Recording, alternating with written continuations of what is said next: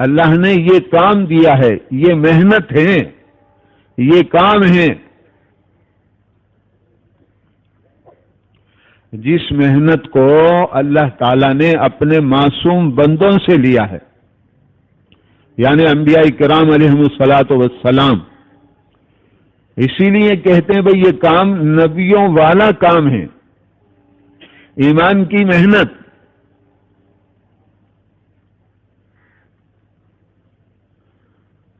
ہر نبی نے ایمان پر محنت کی ہے،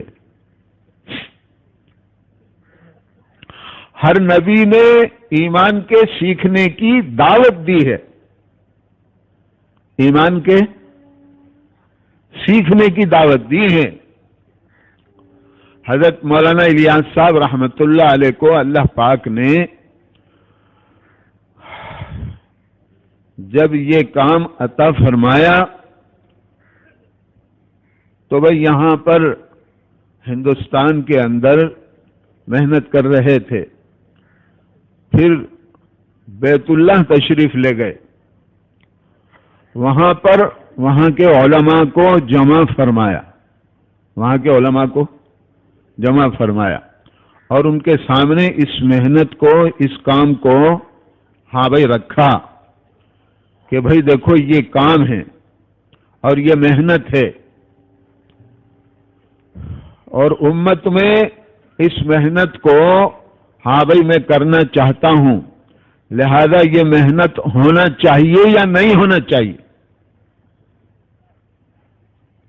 تو سارے علماء نے متفق ہو کر کے ہاں بھائی یہ بات فرمائی کہ بالکل یہ کام ہونا چاہیے، سارے کے سارے علماء.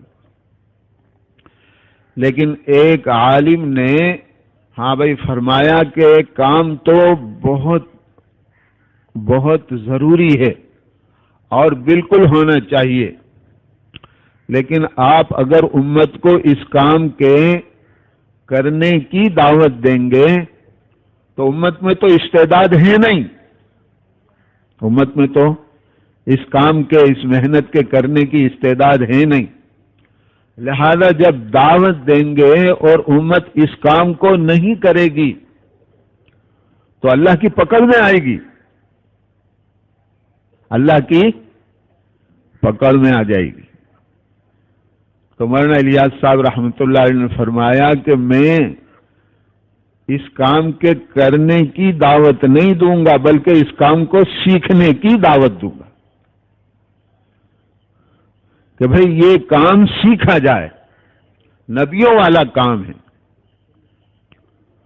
صحابہ والا کام ہے، صحابہ والا کام ہے. تو محترم بزرگوں، اصلاً یہ کام جو ہے نا، کام کیا ہے؟ کام کیا ہے؟ محنت کیا ہے؟ اصل محنت کیا ہے؟ اصل کام کیا ہے؟ اسے سمجھنا ہے. بات دوسرے رخ پر نہیں ہونا چاہیے. محترم بزرگوں، محنت کسی اور رخ پر ہوگی تو مقصود کیسے حاصل ہوگا؟ کہ بھئی اصل محنت کیا ہے، اصل کام کیا ہے؟ تو اس کو مولانا الیاس صاحب رحمۃ اللہ علیہ نے فرمایا ہے، ہاں بھائی سمجھایا ہے کہ مجھے اس کام کے اندر، اس محنت کے اندر دو خطرے ہیں. کتنے خطرے ہیں؟ دو خطرے ہیں. ایک خطرہ تو یہ ہے کہ اسباب کے ہوتے ہوئے اسباب پر نگاہ نہ جائے، یہ مشکل ہے. اسباب ہوتے ہیں تو اسباب پر نگاہ چلی جاتی ہے، اسباب ہوتے ہیں نا تو اسباب پر نگاہ چلی جاتی ہے.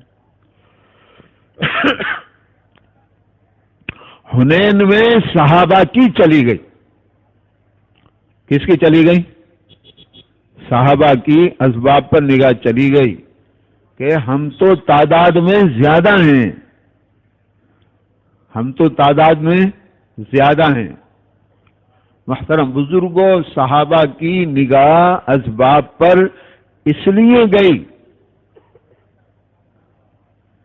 کہ قیامت تک آنے والے انسانوں کو اللہ کا ضابطہ سمجھنا ہے. اللہ کا ضابطہ سمجھانے کے لیے صحابہ کی نگاہ اسباب پر گئی نہیں، لے جائی گئی، تاکہ قیامت تک آنے والوں کو پتہ چل جائے کہ بھئی اسباب پر نگاہ جاتی ہے تو اللہ کی مدد ہٹ جاتی ہے. اسباب کے ہوتے ہوئے اسباب پر نگاہ نہ جائے یہ مشکل ہے، لیکن جب اسباب پر نگاہ جاتی ہے تو اللہ کی مدد ہٹ جاتی ہے. اور بھئی کام تو اللہ کی مدد سے ہوگا. کام کس سے ہوگا؟ ہمارے مولانا یونس صاحب رحمۃ اللہ علیہ فرماتے تھے کہ بھئی نگاہ اللہ کی ذات پر جمانا ہے. نگاہ کائے پر جمانا ہے؟ ہاں کہ بھئی کرنے والی ذات اصل اللہ تعالی کی ہے. ہاں کسی کے کرنے سے کچھ نہیں ہوتا، جو کچھ بھی ہوتا ہے اللہ ہی کے کرنے سے ہوتا ہے. تو کرنے والی ذات اصل اللہ تعالی کی ہے. تو ایک بات تو یہ ہے. دوسری بات ہاں جو عرض کرنا ہے اس کو ہم سمجھیں. فرمایا دوسرا خطرہ یہ ہے کہ ہم سمجھ رہے ہوں ہاں کہ بھئی ہم محنت کر رہے ہیں، ہم کام کر رہے ہیں، لیکن واقع میں کام نہیں ہو رہا ہو. واقع میں کام کہ بھئی فکر کی بات ہے نا. ہاں کہ ہم سمجھ رہے ہوں کہ کام ہو رہا ہے اور واقع میں کام نہیں ہو رہا ہو. اور پھر فرمایا کام کیا ہے؟ اصلاً یہ کام کیا ہے؟ فرمایا کام یہ ہے کہ یہ جو صفات ہے نا یہ زندگیوں میں لانا ہے. اصل محنت صفات کی ہے. اصل محنت کائے کی ہے؟ ہاں 6 صفات. عام سے عام ہمارا ایمان والا بھائی ہاں بھائی یہ کہتا ہے کہ جب یہ 6 صفات ہماری زندگی میں آ جائیں گی تب ہمارے لیے پورے دین پر چلنا آسان ہوگا. سمجھے بزرگوں؟ لہذا ان صفات کو سیکھنا ہے. کیا کرنا ہے بولو بھائی؟ ہاں اصل کام یہ ہے کہ بھائی صفات کو سیکھا جائے، ایمان کو سیکھا جائے. بھائی صحابہ نے سیکھا ہے نا. صحابہ فرماتے ہیں پہلے ہم نے ایمان سیکھا ہے. پہلے ہم نے سکھانے والے کون ہیں؟ سکھانے والے ہیں سارے نبیوں کے سردار آپ کے ہمارے آقا جناب رسول اللہ صلی اللہ علیہ وسلم جیسے نبی. اور سیکھنے والے ہیں صحابہ کرام رضوان اللہ تعالی اجمعین جیسے جانثار.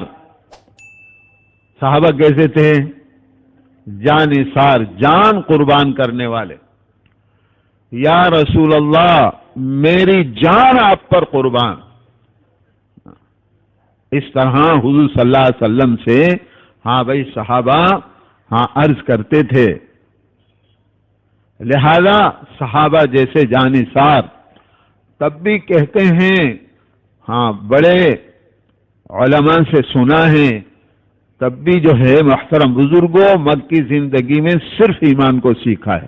13 سالہ مکی زندگی میں کیا سیکھا ہے؟ ہاں ہم غور کریں، ہم سوچیں محترم بزرگوں. اور اس کے بعد سیکھ گئے، اس کے بعد بھی موت تک سیکھتے رہے. ایمان کی آخری حد نہیں ہے بزرگوں. ایمان کی آخری حد نہیں ہے. جیسے اللہ کی ذات وراء الورا ہے. اللہ کتنے بڑے ہیں؟ بولو بھائی اللہ کتنے بڑے ہیں؟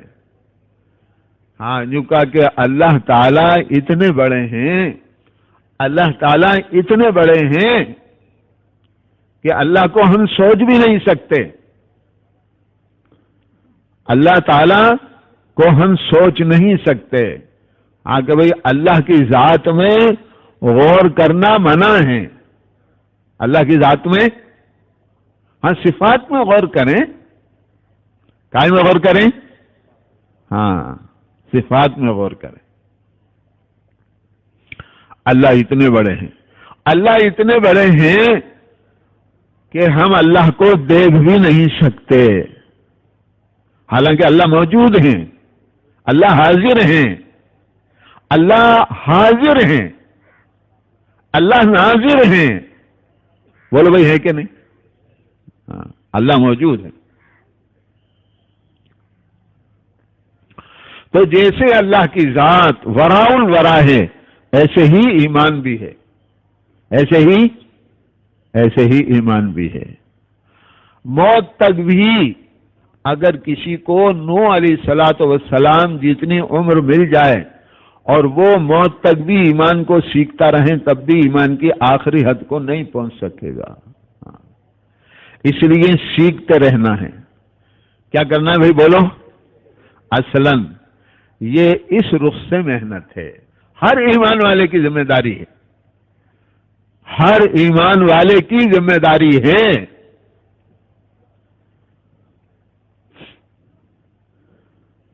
ہر ایمان والے کی ذمہ داری ہے کہ بھئی ایمان کو سیکھے. ایمان سیکھنے کی چیز ہے, ایمان سیکھنے کی چیز ہے. اور یہ محنت ہے ہی ایمان کے سیکھنے کے لیے, یہ محنت ہے ہی ایمان کے سیکھنے کی. ہاں کہ بھئی اس نیت سے کرنا ہے. ہمارے حضرت جی رحمت اللہ علیہ, مولانا انعام الحسن صاحب رحمت اللہ علیہ فرماتے تھے کہ بھئی سیکھتے سیکھتے کرنا ہے اور کرتے کرتے سیکھنا ہے. سیکھتے سیکھتے کرنا ہے اور کرتے کرتے سیکھنا ہے.